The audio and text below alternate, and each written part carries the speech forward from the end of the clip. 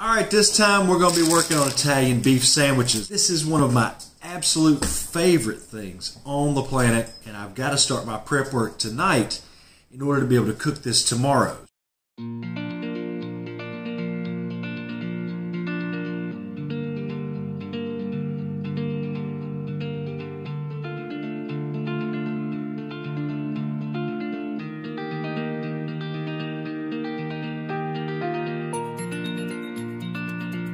Polly and I took a trip up to Illinois, north of Chicago, several years back. And while we were there, we ended up going over to Wisconsin. And we find this little dive kind of truck stop restaurant.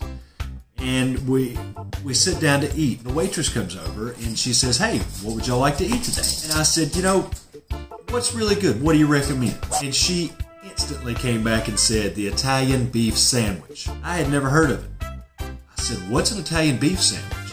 She said, "Oh my God, it's so good." I said, "You know what? I'll have that." She brings this over to the table. It's the biggest plate you've ever seen in your life. It's probably this big around. I took one bite and instantly I knew that this was the best thing I had ever eaten in my life. And I have eaten a lot of good stuff, but this was the best thing I'd ever eaten. By the way, I brought some leftovers all the way from the drive in Illinois, packed them in ice all the way back here to North Carolina, just so I could reheat it and let my family taste this sandwich. Anyway, as soon as I got back home, I had to look up a recipe. I've tried a couple of different recipes, each of them having their own, pros and cons, their good qualities, their bad qualities, and so I kind of made up my own recipe. And this is the result. This is how I do it. So tonight I'm going to start prepping.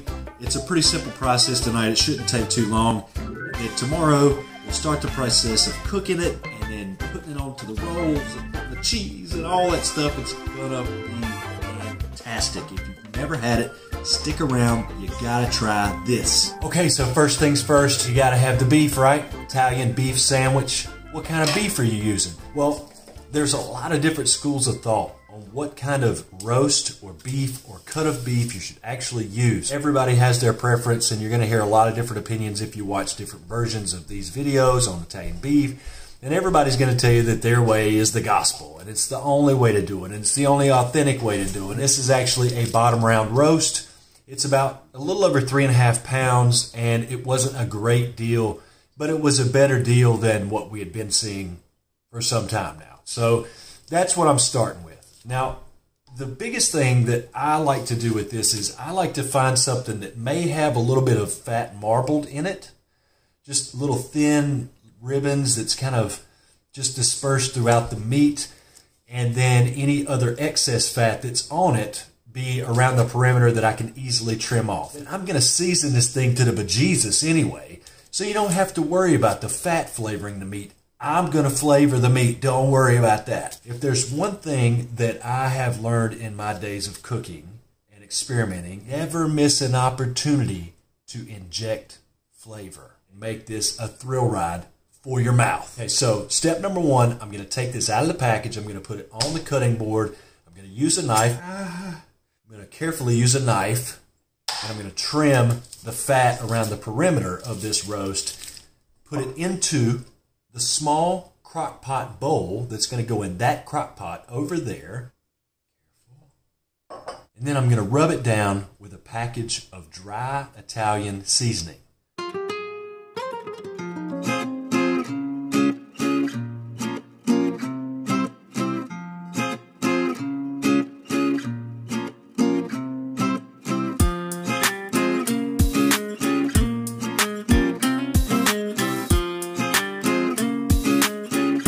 Alright, so there you go. There is my trimmed roast. Now again, I left a little bit here and there.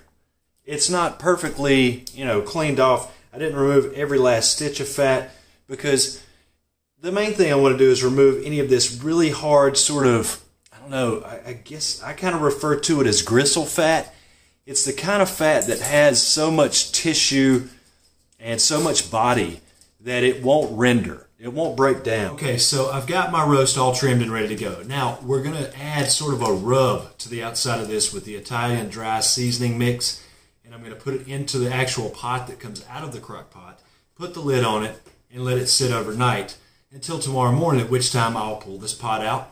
I'll finish prepping it, add the other ingredients that I need to, put it into the crock pot, and start it up. This is the dry Italian seasoning packets that I'm talking about. It's made by Good Seasons. It's the Italian dressing recipe mix. This is a little bit of a leftover package of what's called Italian beef slow cooker seasoning that I do not trust. And I've actually tried some of this on, I forgot what it was, but it was something else we were making in the kitchen here. And I did not care for it. So this is going in the trash. This is going on the beef. One package as a dry rub onto this roast. So I'm just going to start sprinkling it over the roast, and then I'm just going to kind of work it in to the beef. And I'm going to sop up and mop up all this other stuff that kind of hits the board. Flip it and massage it in. And smack it up, lip it, and rub it down. Oh yeah. So we're getting it on the ends. We're getting it on the sides. Again, I'm just going to take this and mop up all this excess off of this cutting board. It all helps to massage it in and make sure you get every last drop. And I'll probably end up putting another packet on this tomorrow, but for tonight, this is almost like a dry marinade. So it's going to start kind of breaking down a few of the tissues because of the salt content possibly. Maybe it's got a little bit of acidity in it. Maybe it'll help tenderize the meat a little bit. But that goes in there. Into the fridge. Tomorrow morning, we'll wake up. It's got to cook for about 5, maybe 6 hours.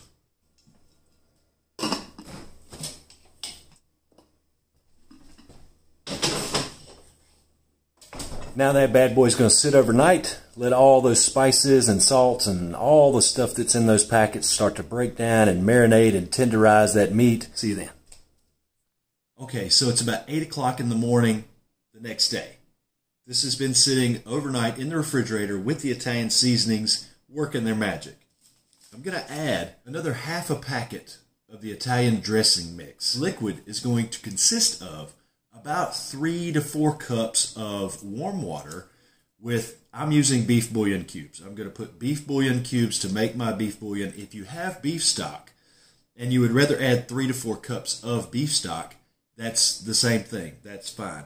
It's probably going to be closer to 3 cups because half of this jar's liquid, which is sort of the pickling liquid that they use on these pepperoncini peppers, I'm going to add about half of this liquid to the mix and about half of these peppers. I'm not sure if it's pepperoncini or pepperoncini.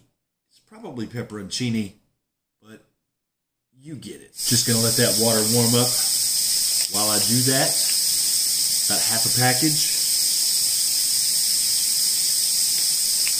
Don't need much more than that. I think that'll be fine.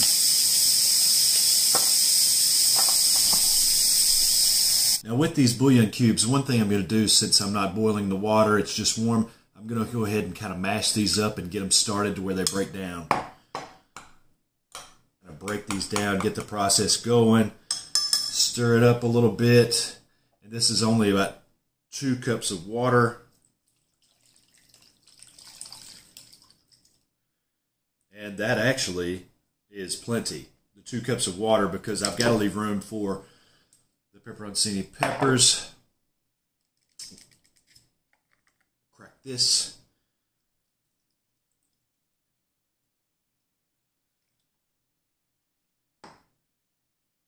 It's about half of the liquid. And then I'm just going to spoon out what I think is about half of these peppers. And some of these, I don't know if you can see that or not, but that's almost a whole pepper, even though these are supposed to be sliced. And I'm just going to kind of spread them around throughout the mix.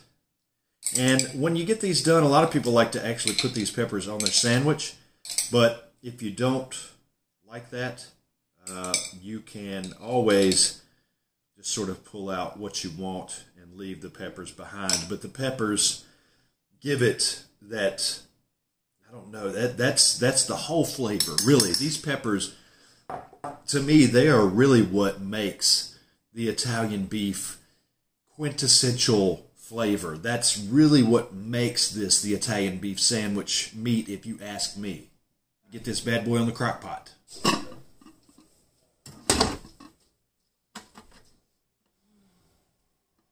Now the cooking times are going to vary, depending on the size of your roast, depending on where you are, depending on how hot your crock pot gets. There's a lot of different factors involved. This normally takes somewhere between 4 and 6 hours. So putting it in at 8 a.m., I'm going to check on it about noon, and I'll see where it's at. Ultimately, what I'm hoping for is to get it to a point to where it's shreddable. Okay, it's about 12:40 right now, which is approximately 4 hours, a little over 4 hours since I started the cooking process. I've got the thermometer in, it's reading 175. If you don't have a meat thermometer like this, invest in one. It's a really, really useful tool. But I've had it on high now for over 4 hours. The roast is technically done at this point. However, I just took 2 large forks and tried to kind of shred it a little bit to see if it would start pulling apart. It doesn't yet. So again, you need to go past the point that you think that the roast is done. We've reached a temperature of about 180 degrees, and I've started to try and pull this apart with forks. And it does shred a little bit. However, I don't want this thing to sit around for another hour until it completely shreds. So what I'm going to do is use a serrated knife, and I'm just going to start trying to pull with the serrated knife. It's not necessarily slicing with it. It's just using this serrated edge knife, a bread knife, to sort of pull that meat away. So it's like a little bit of a slice, but I'm kind of going with it and shredding it at the same time. So I'm just really pulling the knife through it. And you can see how this comes off and sort of makes, oh my God, that's hot, these slices that will shred apart. That's incredibly hot. Now that it's been cut, we just add it back to the juice and let it rest in there on keep warm for a little while. I mean, it's already going to be warm, but while this is kind of soaking back in this juice, we're going to prep our bread and get it ready, get the oven preheated, and get ready to build the sandwiches.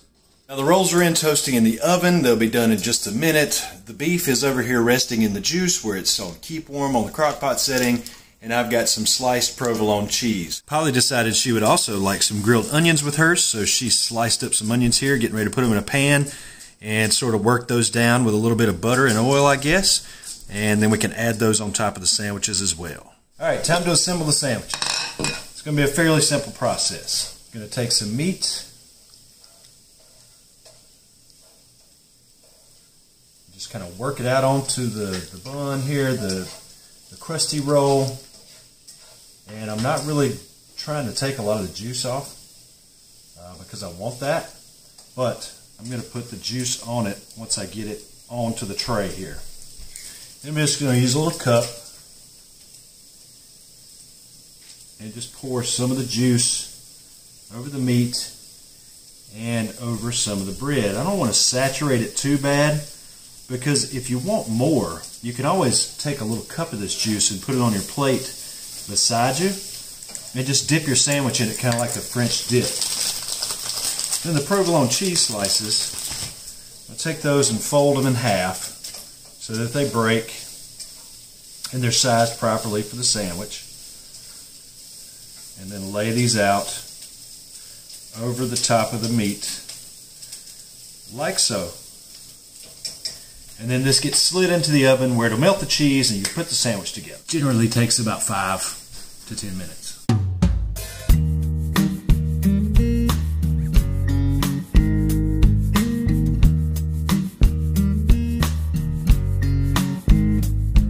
So there's the sandwich. It's all finished. Now you'll notice that I might have been a little skimpy with the beef.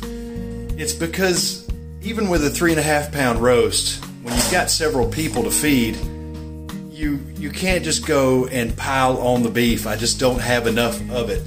So we try to make it stretch a little bit by putting a little less on there. But you can see that Polly grilled up some onions to go along with it.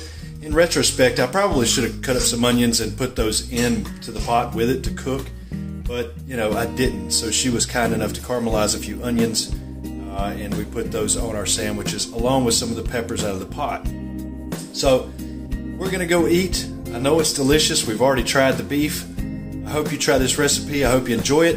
If you did, be sure to give us a like, a thumbs up, leave us a comment below. Tell us how you do your Italian beef sandwiches. Tell us your Italian beef story. Be sure to subscribe. Click the bell notification off to the right. Select all. And we'll see you next time. The cheese is stretchy like on TV. Yeah, the cheese is stretchy like on TV.